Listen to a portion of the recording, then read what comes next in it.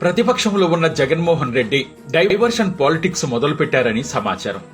ఎప్పుడూ ముక్కుసూటిగా మాట్లాడే జగన్ ఇక నుండి రాజకీయంగా తన రూట్ మార్చబోతున్నారని, తనదైన శైలిలో ప్రజల ముందుకు వెళుతూ అధికార పార్టీ వైఫల్యాలను ప్రజలకు తెలియజేయబోతున్నారని వార్తలొస్తున్నాయి.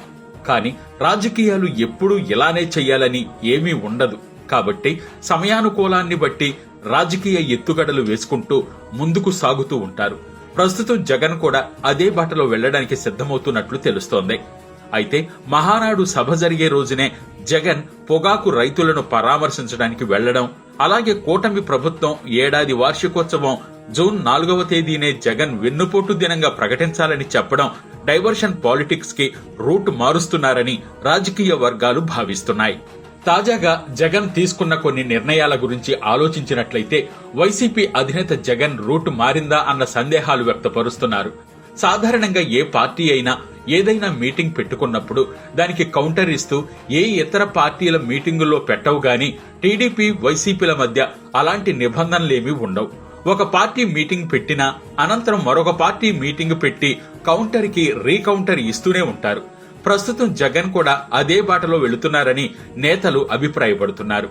అయితే ఈ నెల 28న కూటమి ప్రభుత్వం మహానాడు సభను గ్రాండ్ గా సెలబ్రేట్ చేసుకోనుంది.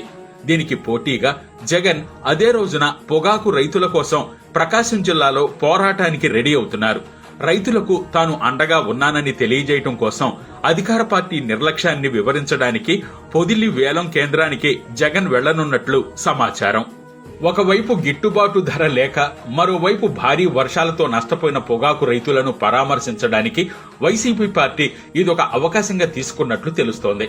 ఇదంతా ఎలా ఉన్నా మహానాడు జరిగే రోజునే జగన్ ప్రకాశం జిల్లా రైతులను పరామర్శించడానికి వెళుతుండటంతో ప్రజలను డైవర్షన్ చేయటం కోసం రాజకీయాలు మొదలుపెట్టారని సందేహాలు వ్యక్తపరుస్తున్నారు.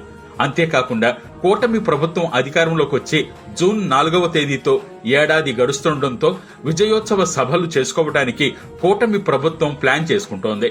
దీనిపై జగన్ స్పందిస్తూ జూన్ 4వ తేదీన వెన్నుపోటు దినంగా ప్రకటించాలని, అంతేకాకుండా సూపర్ 6 పథకాలు అసలు చెయ్యని అధికార పార్టీ మీద నిరసనగా ప్రజలు ఆందోళన కార్యక్రమాలు చేపట్టాలని పిలుపునిచ్చారు. ఇదంతా చూస్తుంటే జగన్ ఎందుకెలా చేస్తున్నారని రాజకీయ విశ్లేషకులు సందేహాలను వ్యక్తపరుస్తున్నారు.